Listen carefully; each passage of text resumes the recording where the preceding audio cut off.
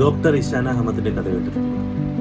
അദ്ദേഹം ഒരു ദിവസം അമേരിക്കയിൽ ഒരു കോൺഫറൻസിൽ പങ്കെടുക്കാൻ വേണ്ടി യാത്ര തിരിച്ചു. ഫ്ലൈറ്റിലെ ചില സാങ്കേതിക പ്രശ്നങ്ങൾ കാരണം വേറൊരു രാജ്യത്ത് ഫ്ലൈറ്റ് ലാൻഡ് ചെയ്യേണ്ടതായിട്ട് വന്നു. അവിടെ നിന്ന് 2 ദിവസങ്ങൾ കഴിഞ്ഞ് മാത്രമേ അദ്ദേഹത്തിന് പോകാൻ പറ്റുള്ളായിരുന്നു.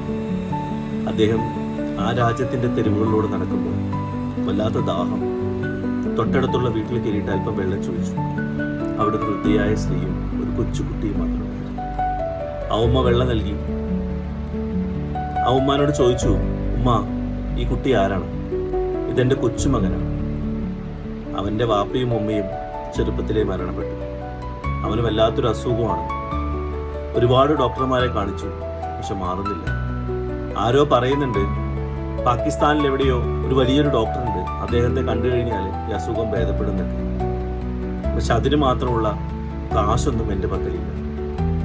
അദ്ദേഹം ചോദിച്ചു, ഉമ്മ, ആ ഡോക്ടറിന്റെ പേരെന്താണ്? ആ ഉമ്മ പറഞ്ഞു, ഡോക്ടർ ഇഷാന അഹമ്മദ്.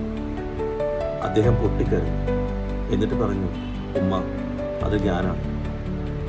ഇന്ന് എവിടെയോ എത്തേണ്ട ഞാൻ ഉമ്മാന്റെ മുമ്പിൽ എത്തിച്ചിട്ടുണ്ടെങ്കിൽ അത് ഉമ്മാന്റെ പ്രാർത്ഥന ഒന്നുകൊണ്ട് മാത്രമാണ്. ചില പ്രാർത്ഥനകളാണ് പടച്ചോൻ തീർച്ചയായിട്ടും ഉത്തരം നൽകും.